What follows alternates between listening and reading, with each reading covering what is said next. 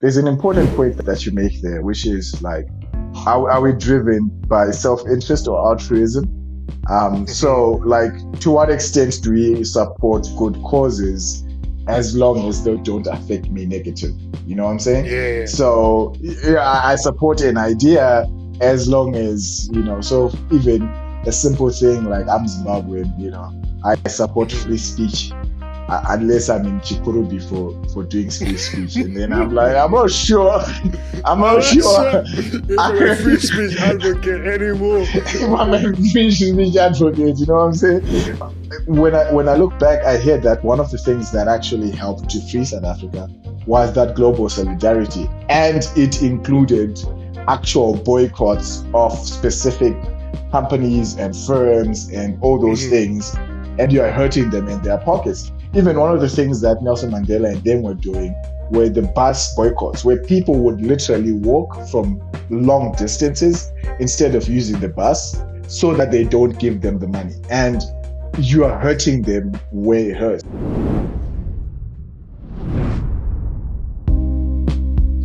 All right, so Val,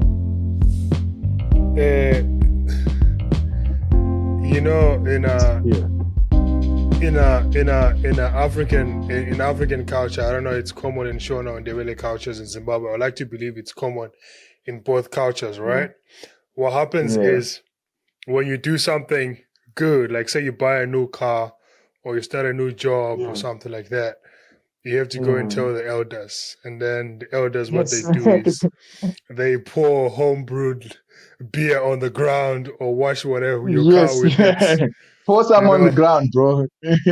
Yes, to appease Absolutely the ancestors or something like that. So, but the metaphor, so I hope even I hope that means there's a good bottle that's coming for me to pour on the ground. Well, it's festive season. You might be surprised. Exactly. Yeah. So, exactly. Yeah. Well, maybe I don't subscribe to the practice like that anymore. I think the metaphor still stands. Like I have this project that I'm working on, so I had to bring it to elders, so that you see, the people with the bald heads, that's how you know that it's real. You know what I'm saying? So that you can endorse it. So yeah, man, thank you for doing this. It's been a long time. Well, not necessarily a long time, but it has been. Grateful finally happened. I'm glad that we did all we needed to do in order to have this conversation. I'm glad we did. To make it work. Hey, people don't know the hustle, but we're they don't, bro. No. They don't. How you feeling though? You good? I'm good. It's Christmas time this side, so not traveling this year. I'm hoping next year I'll travel, but this year I'm home with some loved ones. By loved ones, I mean my parents. So you have to be explicit, so you don't criminalize yourself on this public platforms. On these out here streets. So I'm just here with the family. Do a price stand, go to church, and talk to people on a podcast. Take it easy on a Christmas time. Oh, that's good. Absolutely. What are you doing? What are your plans for Christmas, New Year, this festive season? Oh yeah. Well, my plans for New Year's, I'm gonna be partying with some Zimbabwean people. I'm trying to bring home good from so I didn't have plans, and then I saw some people having fun in another state. I was like, well, I have to go and party with my fellow people from home. Dope, so man. Like I said, dope.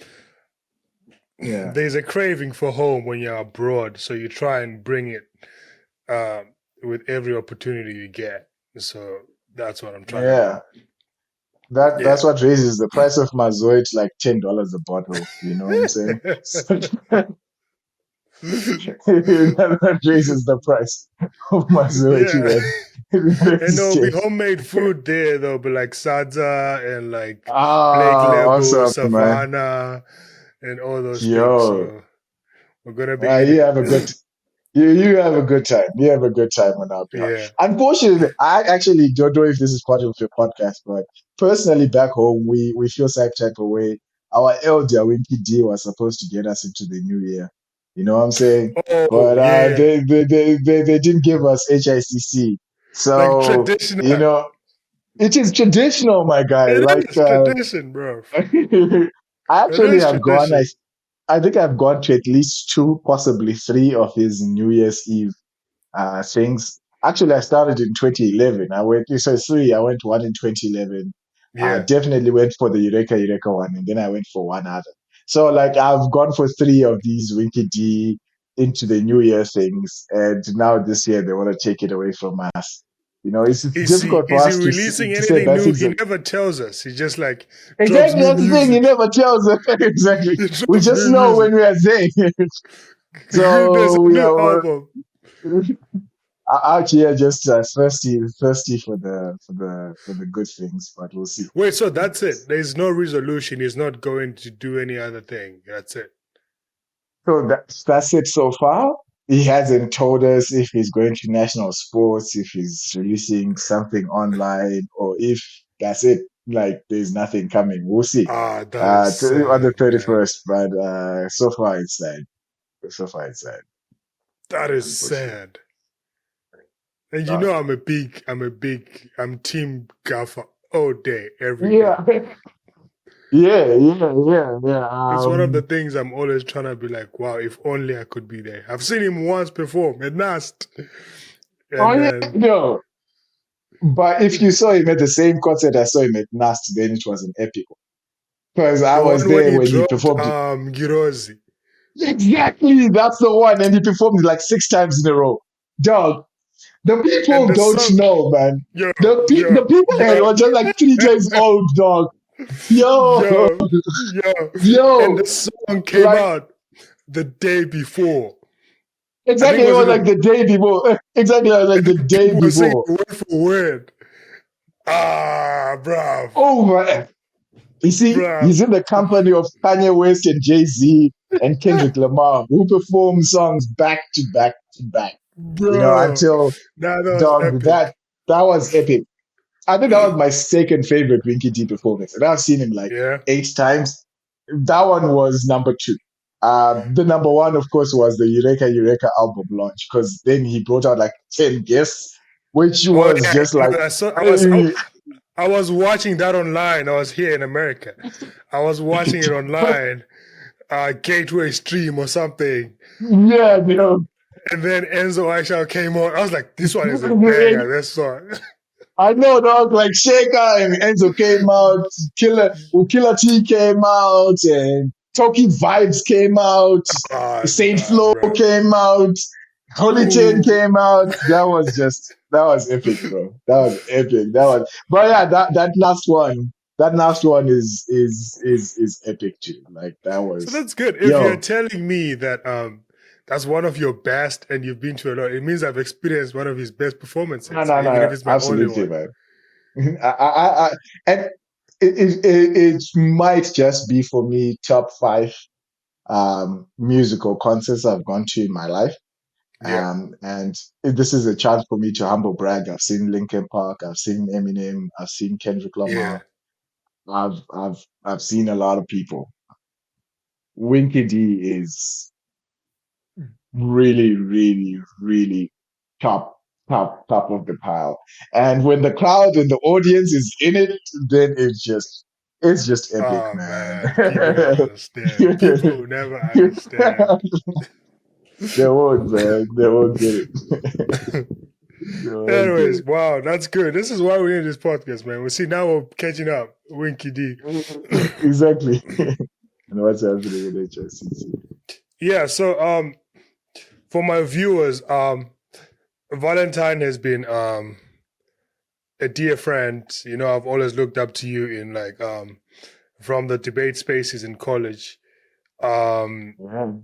in the pursuit of creative writing, Where we and started. just, That's where we started. yeah.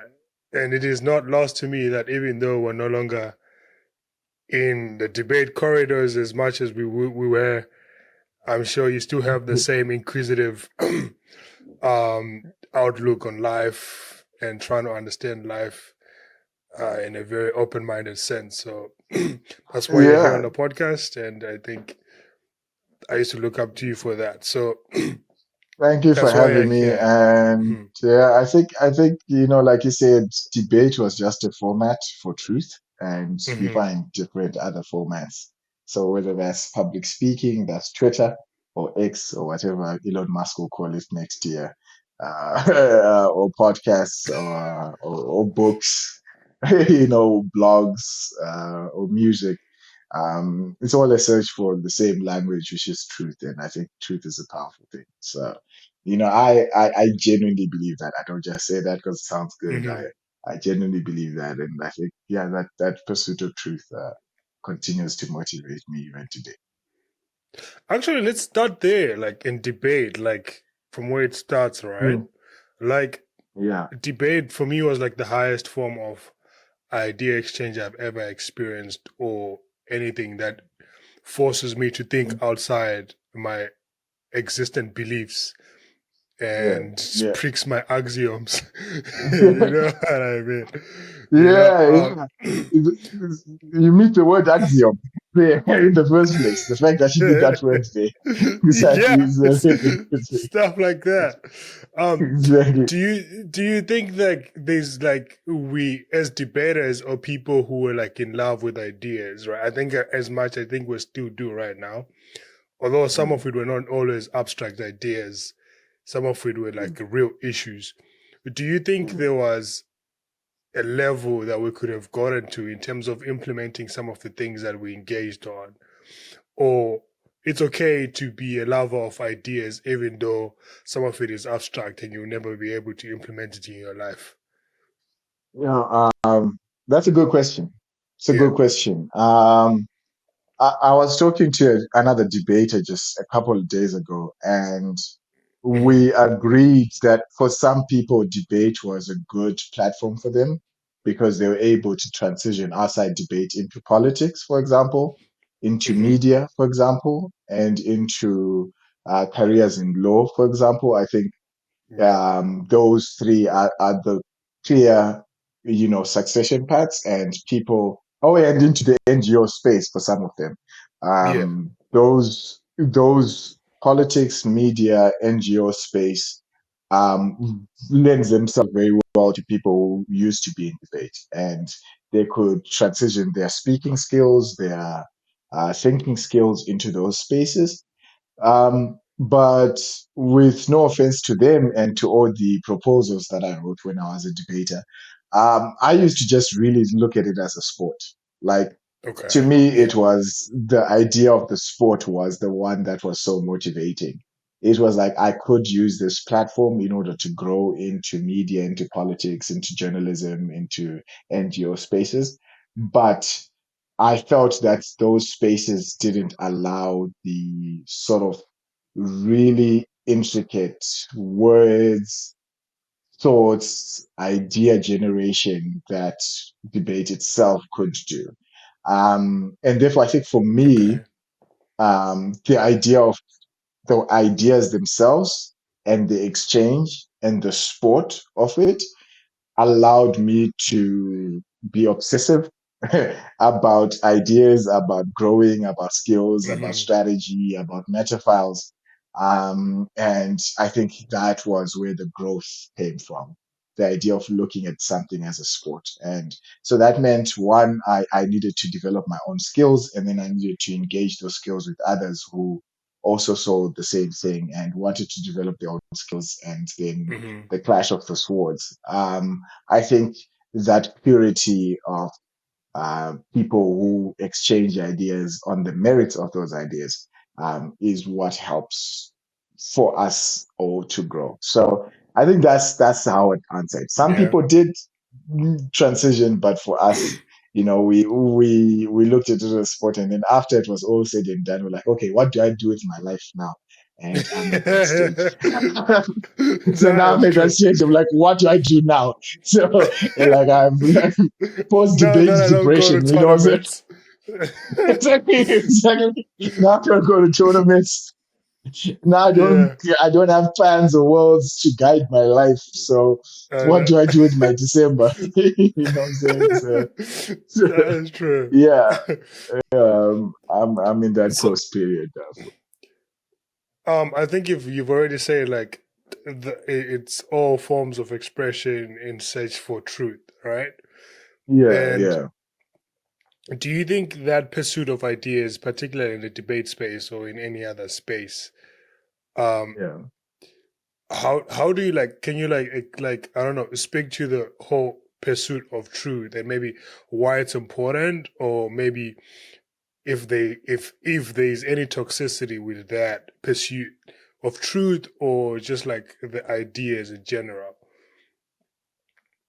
Um, I think the or challenge. the I value think thereof. If yeah. I think the pursuit of truth is always a good idea. That's what I think. hmm So the pursuit of truth is always a good idea. But I think in any medium and form, then there is always a substitute for truth that is the reward. So in debate, it became winning tournaments. So okay, it you stop looking to say, did I make the best argument? Was I the most eloquent? Did I prepare the best? You start saying, did I win the tournament? And then that becomes your yardstick. I think that's where the challenge comes in because then some people use other forms of persuasion to win tournaments, whether that's payola or the dark arts or bedroom politics uh, or name brand recognition, whatever they who shall not be named were using. yeah, But I think I've realized that the same thing then applies to politics, for example. So yeah, you see that it's not the potency of the idea that is important, is the number of votes. So whether Bernie Sanders, who I support, disclaimer, has the best hmm ideas, but if Donald Trump has the most supporters, then we are going to go with the person with the most support. And then now that I'm in the business world, for example, or finance, you realize that it's always about the bottom line, is what is it that's going to make us the most money. So it's not what's the best innovation, it's not what's the best idea, it's not what's best for society or what's just the best concept. It's what's going to make us the most money. So I think in all forms, also even in media and journalism, yeah, we then go into clickbait and start saying what's going to get the most views. So I think the idea of pursuit of truth is always better, but in all forms, there's always a substitute for that, where at some point it used to be a metric that you are saying something that's truthful, that's impactful, that's important, that's clear, that's honest, that's coherent, that's consistent. But at some point, we always substitute that with these man-made things, and then it's not good. distorts everything. Yeah, it just exactly that's the word, distorts everything. You know, yeah. I guess Drake would have some thoughts with Drake, you say I guess Drake would have something. that. Yeah, no, because Drake would say like the numbers are distorted or not like us. So like so like so I'm just saying like there's always that thing that substitutes the thing. So instead of us Mm, listening to the music, we are looking at the streams and the YouTube numbers, and then it just yeah, doesn't. yeah, yeah, yeah. It's just listen to the music. So it, that's Wow. how I look at it. Well, I was gonna ask. I think I was gonna ask you like maybe to contrast, the debate politics with anything in life, but I think you've made the political example, which feels so perfect Yeah, because I think I was reading yeah. something. There's this book called The Dictator's Handbook, right?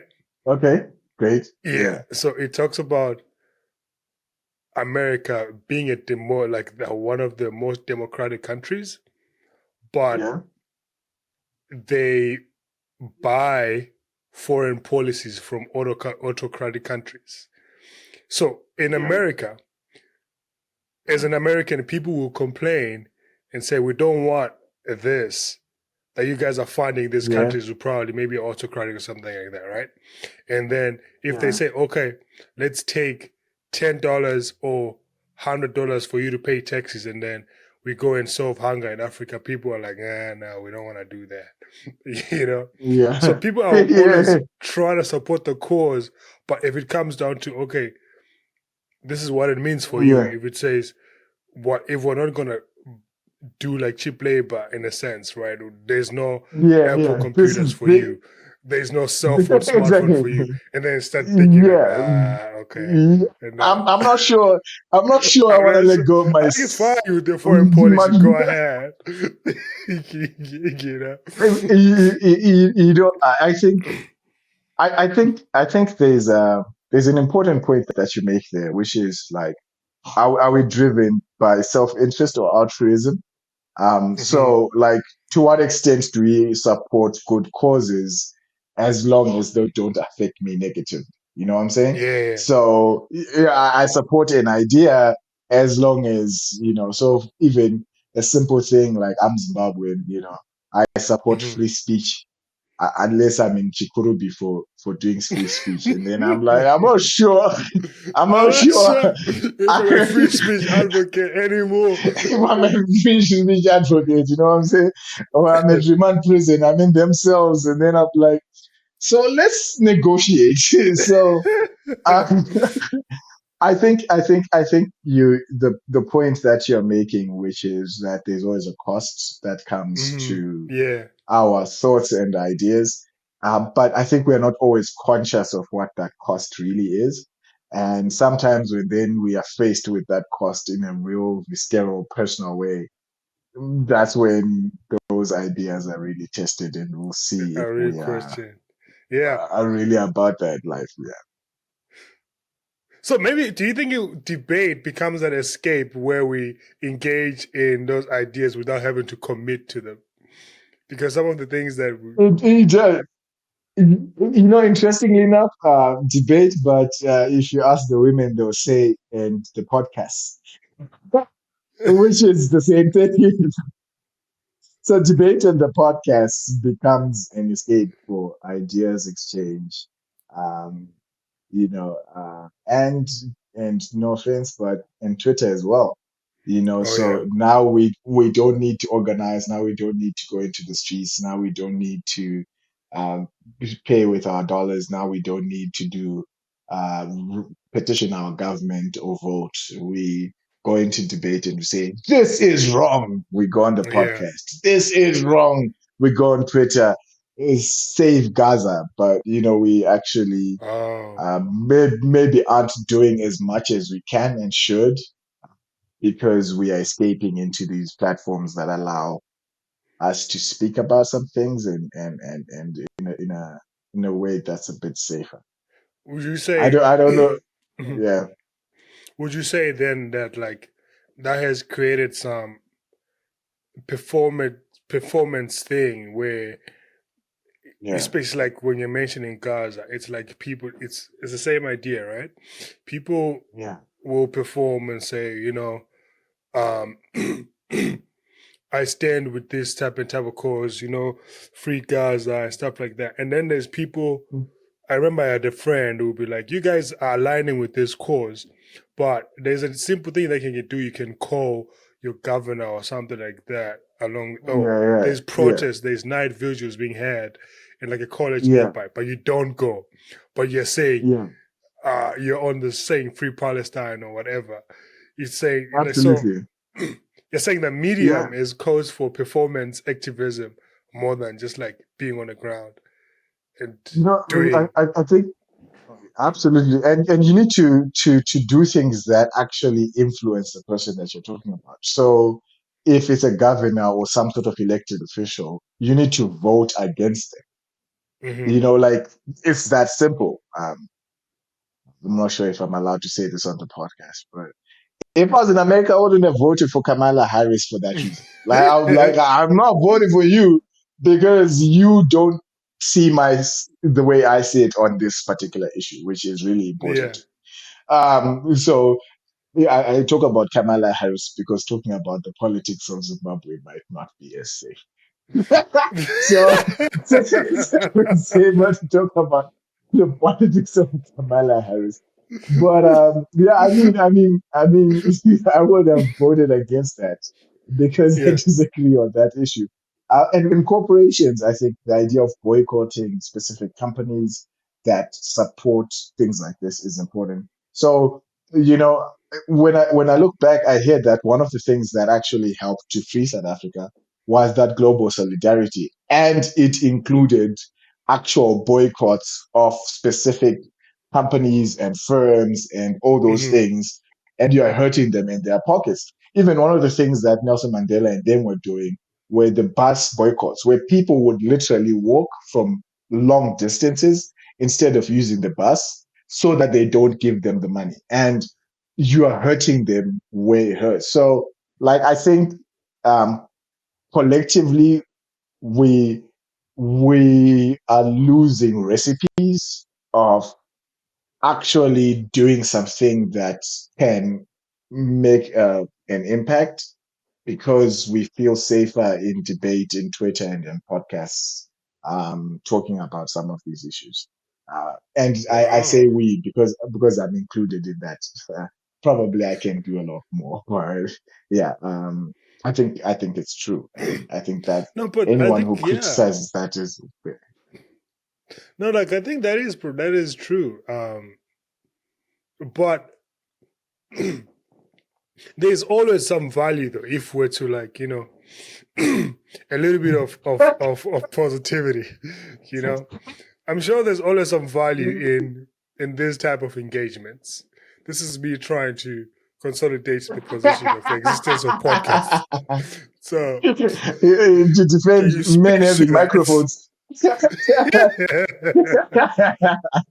They're trying to defend men having microphones. Yeah.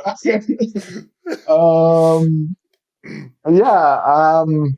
I think I think um, the value is there's still the possibility that people like us or people who listen to this or engage in those spaces can go on and Mhm. do.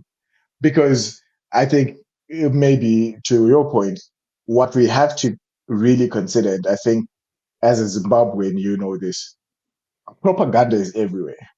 Yeah. And you need an antidote to propaganda. So we understand that dictatorships, or just genocides, any form of negative, evil thing that is done at scale, is accompanied by propaganda. And therefore, debate, podcast, journalism, all these things are the tools that they can use to disseminate that propaganda. But if the specific format allows pushback, allows free thought, then there can be an antidote to that. So, that's some value that we can derive from it. And especially the Mm. more that specific narratives and propaganda is pushed, the more we need to rise against it and say, look, there's an alternative way to think, there's an alternative way to be, and the alternative values to hold true than the I'm ones that trying you're not trying to to be say. cancelled in my very early stages. So that is an important point you just made. Hey man, yeah, being canceled is tough, man. You see, the one thing I'll say Mhm. is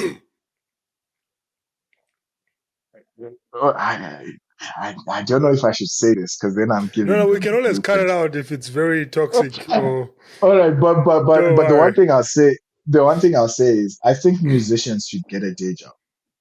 I think musicians should get a day job. I think activists should get a day job. I think journalists should get a day job. And you work in finance or Bitcoin or cryptocurrency or something or IT or software Hmm. development. So that the things that they can cancel you for, you actually insulate yourself against that. Because, you know, when I used to run a relatively successful at the time platform like Curate Blyer and Curate Zim, Mm-hmm. I was always at risk of being cancelled. But one of the things that made me not fear being cancelled was that I wasn't making money from it. Yeah. So I was broke either way. Whether I was successful, I'm broke. If they cancel me, I'm broke. So I have nothing to lose, I have nothing to gain and I have nothing to lose. Yeah.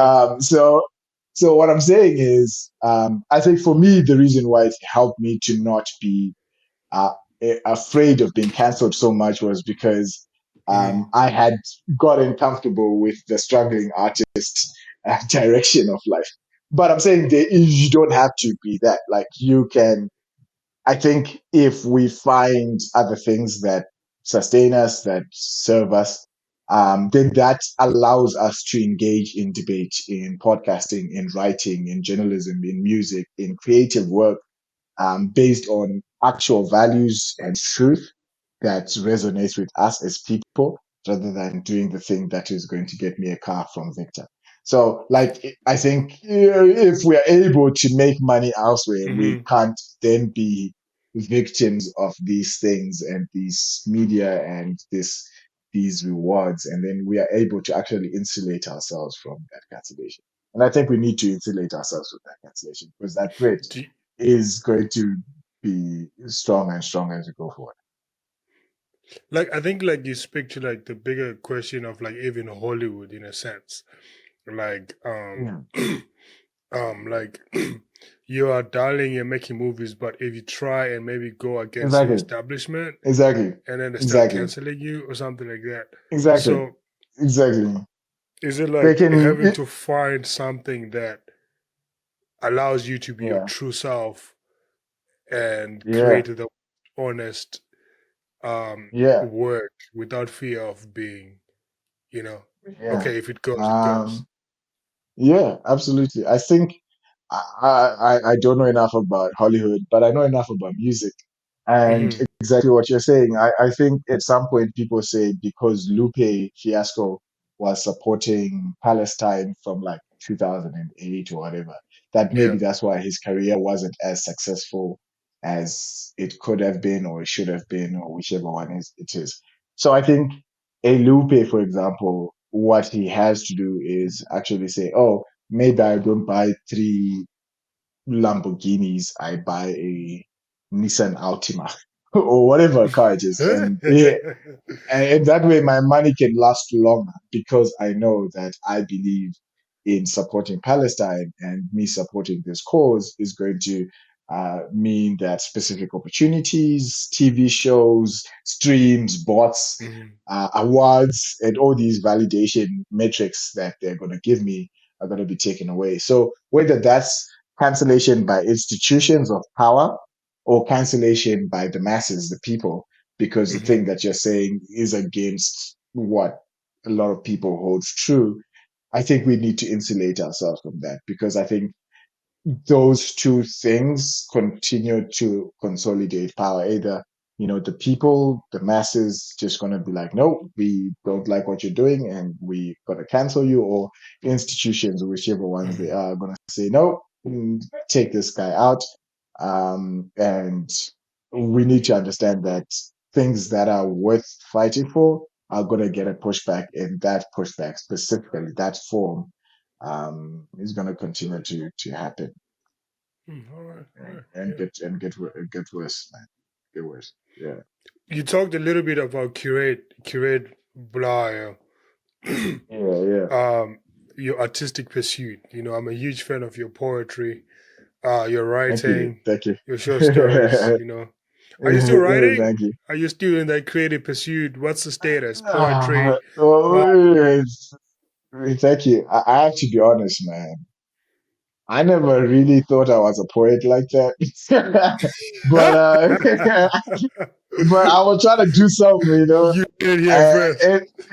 and, and part of it is that my most successful poetry was 49 Crushes. I was trying to get the women, dog. I was trying to get the women. I was like, I'll write you a poem. I don't know if it will work, but I'll write you a poem. You know what I'm saying? So Wow, if that's how you're trying to get, if that's how I you was shoot trying your to do shot that, bro. publicly to I was trying 49 to shoot people, my, nah, yeah, in bruh. public too. 49 people in public, you know what I'm saying? but yeah, I think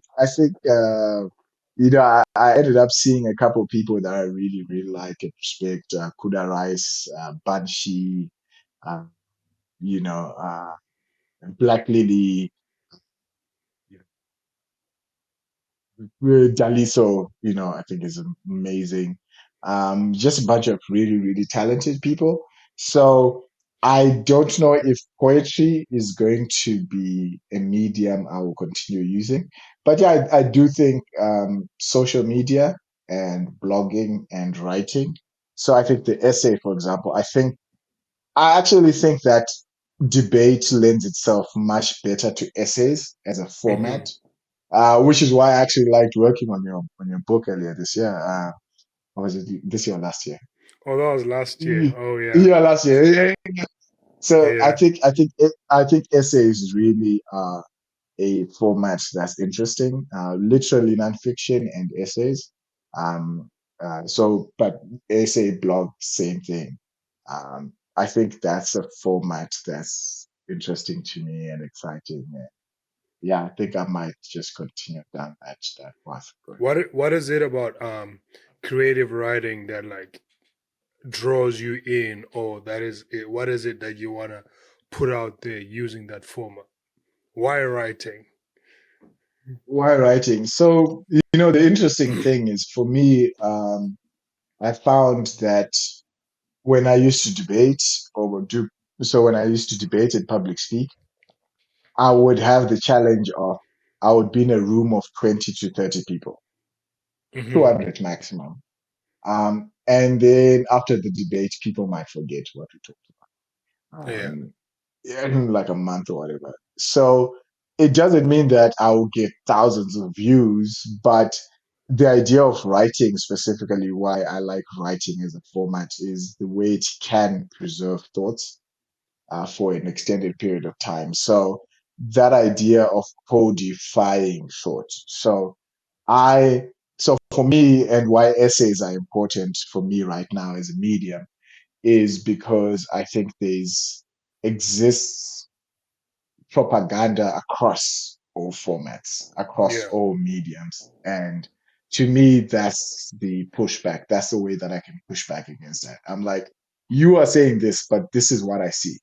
And this yeah. is true to me. And me being able to codify that as some sort of writing, as an essay, I think it helped me to continue to have independence of thought. So to me, that independence of thought continues to be the value that I hold dear, and hopefully, in my writing, I could continue to think and express. Whether it's something that is unique to me or other Hmm. people hold it, but like I want to say this is what I think, and you are not Okay, going to tell yeah, me what I yeah. think.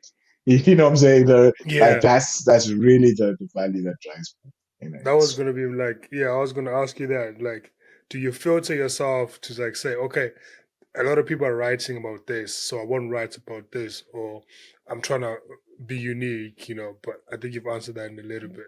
Yeah, but let me tackle that. I think, um, and then that's why I said I think people need to find other things that they do. I think when I was looking for views, I actually was trying to do a balancing act of like, this is what Okay. people want, and then how can I do that which people want, but in my own way. Now I'm just like, this is what I want. This is what this is what interests me. This is what fuels my creativity. Hmm. This is what I want. And, I think that gives me a little bit more freedom in my expression, in what I've been doing in the last few weeks. I only started in the last few weeks, but like in the last few weeks, it's really been what do I think and how do I express that in a correct way that can resonate. So Yeah. I think that's how my philosophy right Yeah, I run my own Substack. I've been trying to get people to subscribe. So check out my now. Substack. Shameful plug, link in the description. But Shameless nigga. shameful plug. But Shameless.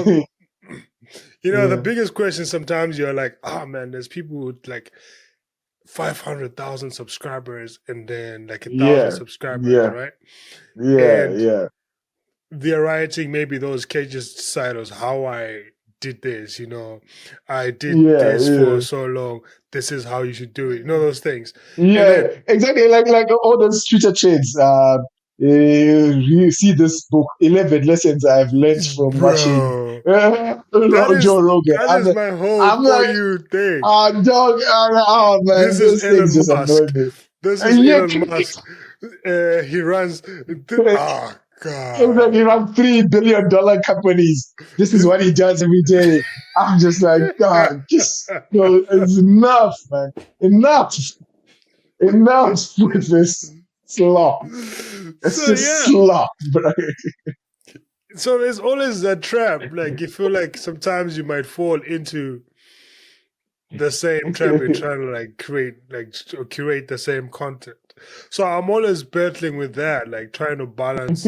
Okay, this is my personal space. I need to write, especially whilst there's still a few people, right? They say Yeah, enjoy the exactly, obscurity, exactly. Yeah, yeah. So I'm always trying to fight that feeling, say like, just do what you want, even if until you Yeah, figure it out. Even if there's a lot of voices out there about the same thing, but like you're saying, um, your own truth exists to you other than to other people. absolutely, absolutely, I man. think that is freeing in a sense. It is. I just want to say, yeah, give you your flowers. I continue to see you express things. So whether it's this podcast, the book, the Kelvin Momo plug that you did the other time, and I eventually Oh read it. yeah. It doesn't mean I consume all your content, but Oh yeah, when for I sure. do, For when I sure. do, it's worthwhile, and it sounds honest and true, and yeah, that's why I like that, and we just continue, like you say, um, trying to do that, and the tribe will coalesce around that Yeah. for Thanks, man, for sure. sure. You've always been a supporter, man. I remember there's a time when I was trying to do some, I think it was a platform, I think some conglomerate platform for debaters or something. You're like, yeah, it's a good Yeah, idea. yeah, I remember I ran the idea with you of writing my, actually my birthday ebook, the one that you were helping me do it, wasn't inspired yeah. by your 49 crushes. So, I'm but like, at least this time you're not trying to get women, so it was a more noble. It was a I more mean, noble reason yeah, and inspiration than that. I'm glad that she continued to do that. yeah. So yeah, Absolutely. I appreciate the support. You've said that you don't have like a lot of capacity, not capacity, but I don't know the word for books or literature and stuff. I Yours don't have the attention span for books. attention span. Okay, that's the I proper don't. terminology. I don't have the Um, attention span for the patience. Okay, that's a the much patient. more. Hmm. The patience. Yeah, yeah, yeah. And I see you But have so many books behind you, man. You have a whole library out here.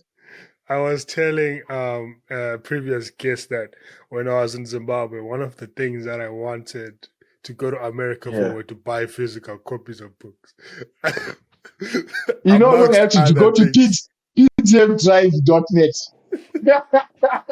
Yo, I read Trevor Noah's book, Pirated, from PDF Drive, reading it from my phone. And I came here, I was ashamed. I was like, of all the things I pirated, and at least this guy deserved for me to buy his physical At copy. least I've already read the book, but now I I'm need just to buy gonna a copy. buy. Hey, look, you went to America, so you and him have both made it out of the mud. Some of us, we are still in the pigsty, my guy. We will continue to do what we need to. I'm not saying that I do anything illegal. I'm just saying we'll do what we need to do. Wink, wink. No, we've been there, man. We've been there. Yeah, Actually, maybe on that. but books. Yeah, yeah. No, Oh, like you still actually, like maybe reading on books? that. Huh? Yeah, you Yeah. still like reading books? Yeah, I like reading books. Like I've actually just Yeah. gotten into. I didn't have the patience too for nonfiction. Okay. I mean for Okay. fiction, for fiction, For like fiction. Yeah. reading. I never. I struggled through. There's this book this book like Chinua Achebe's Things Fall Apart. Oh yeah, yeah. Like that was Some my set book things. Some O yeah. level set book books. So you're trying to write, and you're like, these are the people that or the spaces that I want to Yeah. be spoken about on my writing to also pierce into, right? So I have to Yeah. read Yeah. maybe these classics or just like some of these Yeah. people. Yeah. But I was Yeah. Yeah. struggling, man. I was struggling because for me, reading was Yeah. like debate. It's about give me an And interesting preparing. idea, Exactly. blow Exactly. me Exactly. away, you know, Exactly. not tell me a Actually, story. that's why blogs to me used to be the perfect thing to prepare for debates, and that's why I liked Mhm. blogs because I'd go on the Guardian and then I'd read this one story, and then I go on Al Jazeera and read the story instead of spending 3 weeks reading one book about the same issue. Mhm. So yeah, yeah, books. Children should read books if they are watching this podcast. If you are going to clip this up, children should read books. But yeah, for me, man, the patience of books. But I think audio format things continue. Mhm. I think I have patience for audio formats. Yeah. So, for example, I paid the $10 for J. Cole's Inevitable series. Uh, Okay. I paid the Wow. $10 for that podcast, and it was like 2 hours per podcast and like 10 episodes, so like 20 hours. But like it's a story that I like, and I guess it came in a format that I Mhm. continue to be interested in, and that's why maybe this podcast I support it as well because I think audio visual. I think the idea of audio visual material is a format that can work to people who have limited attention spans. Yeah. We should not Yeah, shame so people yeah, yeah. Just who prefer. give us in the format that works for us. We are not Correct. saying let's not get information, but let's get it in documentary formats, podcast Mhm. formats, interview formats, radio formats. I think they're formats that could work. Music formats, you can learn a lot in music. So I think there are formats that can speak to that demographic. Yeah. You know. I was listening to every day at the gym for a couple of weeks. Mm. I read Will Smith's memoir and Oh, then dope, I dope. was re-listening to it just in audio format. I was like, it Yeah. feels better in audio format. Like Was it it his voice? really, yeah, it's Was him it his reading voice? it. Yeah, it was him reading it, Great. and he had Fantastic. also like the sound effects, so where he needs to like drop music. We're talking about music. There's music. It's really good. Great. It's really Great. good. Great. Great. I hope wherever you were listening to that audio format, it's available in my region. Because that's a Spotify. It's struggle on that you don't. Spotify. Yeah, even Spotify. So that's why I'm saying it's a struggle that you don't understand. That some things on Spotify are not available in your region. Don't So, alienate me like that, man. You know, I always so love to identify with the struggle. You're these honoring things you me don't. on location. I'm son of the soil, man. There's a guy called Shaldo. He went to the UK. I follow his work a lot, and Hmm. he was doing that. Like he was putting stuff on Spotify and Apple Music and all of that. And I actually went there. He's like, "Oh yeah, it's available on Spotify." And I was like, "It's available on Spotify, but it's not available in my region." So, So I'm not saying it won't be, but I'm saying I hope. I hope it's available in Malaysia. You know what I'm saying? Yeah, I had trouble with this podcast. Like someone was telling me they can't find it on Spotify. So I think maybe you might be speaking to something Yeah, that is there. yeah. Um But at least YouTube is there. YouTube is oh yeah, there. yeah. We must give people what they want. they Yes, must give they the must people what consume they this. want. They must consume. Exactly. Absolutely. I'm Yeah. interested in your general idea of how to approach politics, especially coming from or still in a country where the politics is, for lack of a better word, toxic. I don't Yeah. know if toxic is Yeah. is a perfect word, or maybe the safe word. I, Like I, not yeah.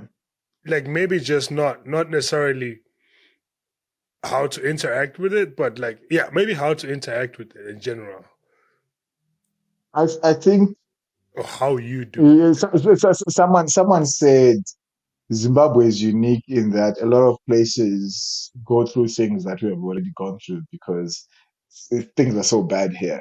They were giving the example of load shedding. And you guys are still buying generators. At some point, you realize that the generator is not a good idea. Just go solar, bro. Just go straight solar. Save yourself the trouble. Mm, Um, I think I think we continue. A lot of people continue to live in the delusion of democracy, that power and participation is a thing that exists or should exist. Um, and to me, the way that I interact with politics is that the veneer of democracy will not hide the substance of autocracy that underlies that. Whether that autocracy comes from mhm, the actual power structures that exist where it's actual guns in the streets. For example, what happened on August 1 in mhm, Zimbabwe or in January 2020, 2019, yeah, January 2019. Whether that's through media and the manipulation of media, social media, all sorts of media, whether that's through financing of, mhm, like you were saying, dictators handbook, financing, foreign policy, domestic policy.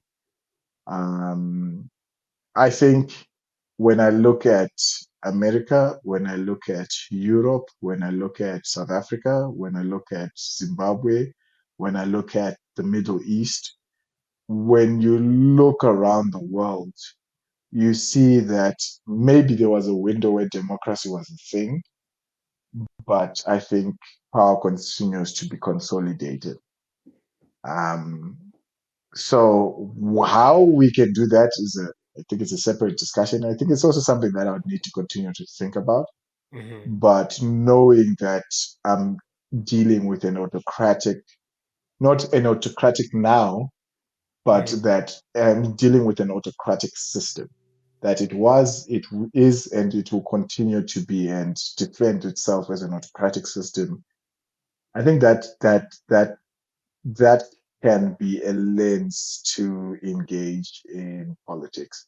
And to be honest, I think American people, for example, need to engage with the reality that democracy, in my view, even there, is limited, and autocracy is strong and is becoming stronger. And the veneer of democracy might continue to fall. Um, and and we have to come to terms with that reality. That's how I look at it. Yeah. On a personal level, on a personal level, though, like, well, it is on a personal Yeah. level. Do you think there's now?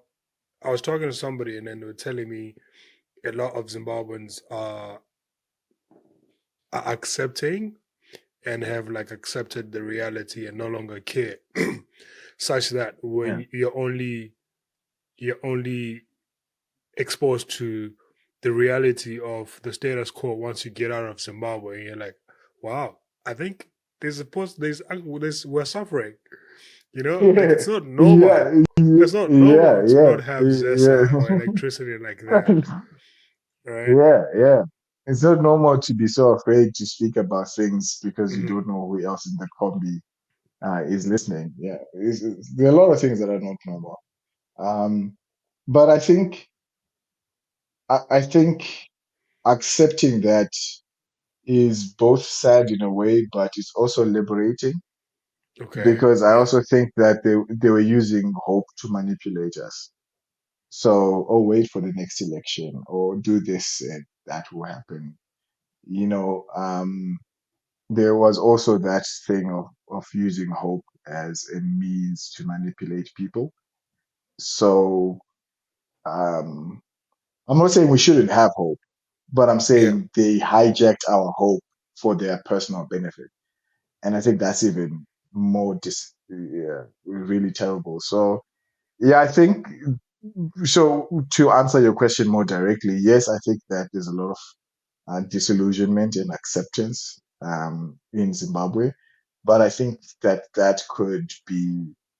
there could be some silver lining in that because then maybe people won't have their hope manipulated for the benefit of the elite, which All I right. feel like in the last couple of electoral All right. cycles, that's Lastly, something that was happening.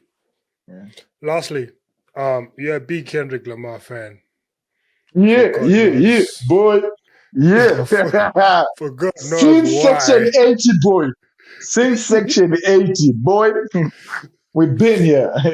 Um, maybe you might give me Yeah. a very short masterclass on hip hop, but I'm a Yeah. Jacob person myself. I was never a hip hop I, head. I, I'm a J. Cole person now myself as well. I'm a big J. Cole guy myself right now. In the last 2 years, I've been a big J. Cole person. But yeah, Kendrick is the goat. So let's get that clear first. We shall not Kendrick is the goat. engage in that on this occasion. Well, I don't have the Yeah. capacity to defend J. Cole as the best rapper, even if I tried. Although I'll still maintain that he's the best. But if you say prove He's it, your I'll be like, favorite. nah, I don't know, man. He's the best. You Yeah, know? man. It's hard. It's hard to defend these rappers, bro. It's hard to You're defend like, these rappers. They, what is it they, about they, him though? they just. Like, What is it about Kendrick? for me, like Kendrick, I don't understand Kendrick. And I'm very worried to say this. I hope they don't clip this out. Then it revoke my black card, you know. Revoke your But black card.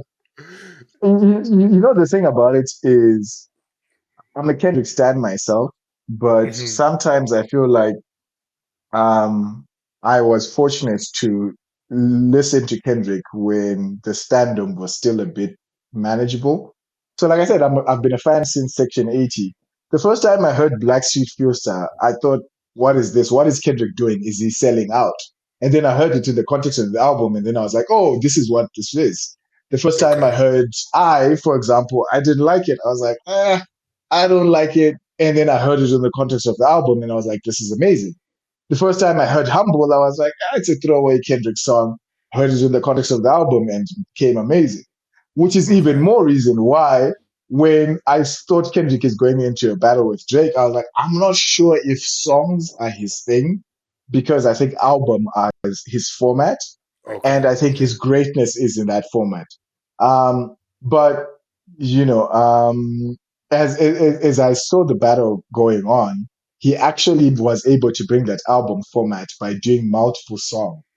So I do think that Hendrix's format is the album and him building conceptual narratives. That's his superpower. And that's what makes him the GOAT. You know what I'm saying? you just made a case for Kendrick shamelessly. I, He's like, I'll stand. he's like I'll Kendrick stand is for the Kendrick. goat. I don't care what you're saying. Yeah, I'll stand for Kendrick for a long, long time, my guy. For a long, long time until the boy lets me down. But he hasn't let me down yet. He hasn't let me down yet. So yeah, so what we will do. All right, man. um, Serval, Do you have any last words for my No, viewers? no, thank you. I think I like it. I like the space that you're creating. Thank you so much, and I hope you continue to grow. And I hope that the identity is not just Zimbabwean or Black or African, but I hope that whatever form of truth that you continue to say, and people from all over the world who believe that will continue to tap in and tune in, and it resonates with them. So yeah, all the best, man. All right, thanks, man. All right, ladies and gentlemen, Sir Val, good friend of mine, and thank you for doing this. Thank you for your time. I hope we get to do this in person and longer soon. And send that flight and it will happen as soon as you send that flight. Hey, you want me to be sent home? They'll send me packing. You know, there's a new president. You didn't see. There's a new administration. There's a new administration. I know. All right, guys. So please like, subscribe, and share this. Join the family. Valentine Makoni, and from the Pen and Pulse podcast, PM Club. Thanks. See you on the next one.